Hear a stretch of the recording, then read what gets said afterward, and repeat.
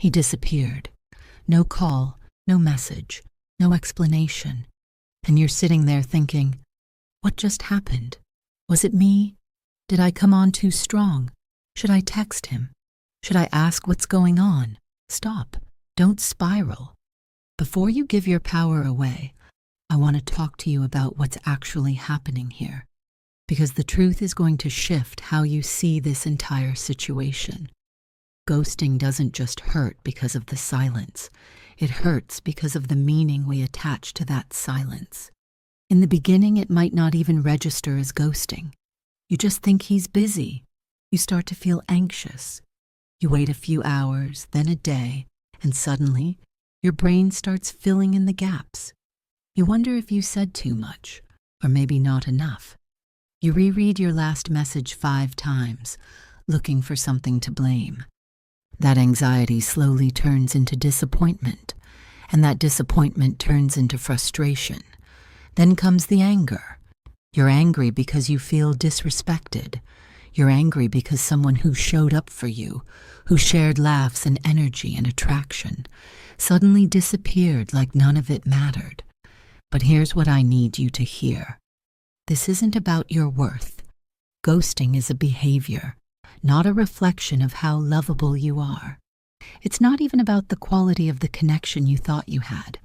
Ghosting is about someone lacking the emotional tools to communicate like an adult. It is about their inability to hold space for discomfort, honesty, and intimacy.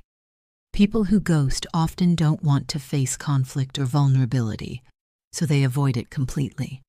But avoidance is not rejection. It is immaturity.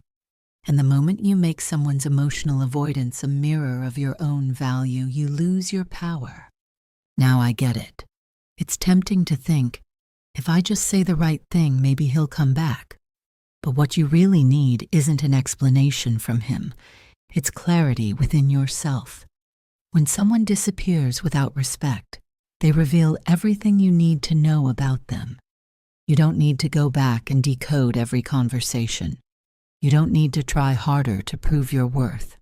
You are not auditioning for love, and you are definitely not responsible for teaching a grown man how to communicate. I know it feels personal. I know it touches those old wounds about not being enough, not being chosen, or always being the one who cares more. But ghosting is about the ghost, not the one being ghosted. And no, this doesn't mean he's a terrible person, although it could. It might just mean his emotional capacity doesn't match your standards. It might mean that when things started to feel real, he bailed. That's not rejection. That's emotional misalignment. And if you're someone who deeply values connection, trust, and communication, then this misalignment is actually a blessing. It filtered him out before you invested more time, more energy, or more love into someone who couldn't meet you where you are. I want you to understand something. Someone ghosting you isn't proof that you were too much. It's proof that they were not enough for the level of love you are capable of giving. That part, that's their loss. Now, if you're still feeling stuck, questioning everything, and wondering how to move forward without spiraling, I made another video that walks you through the emotional shift that brings you back into your power. You can watch it right after this, and I'll link it in the description for you. Because the moment you stop chasing answers from someone who wasn't ready for you is the moment you start choosing yourself again.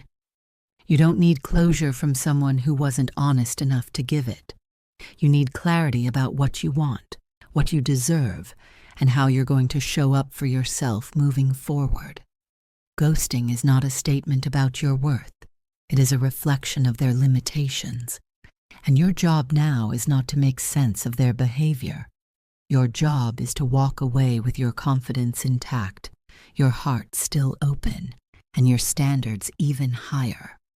So if you're done overthinking and ready to feel grounded again, go watch that next video. It will walk you through the exact emotional shift that starts drawing the right kind of energy back into your life.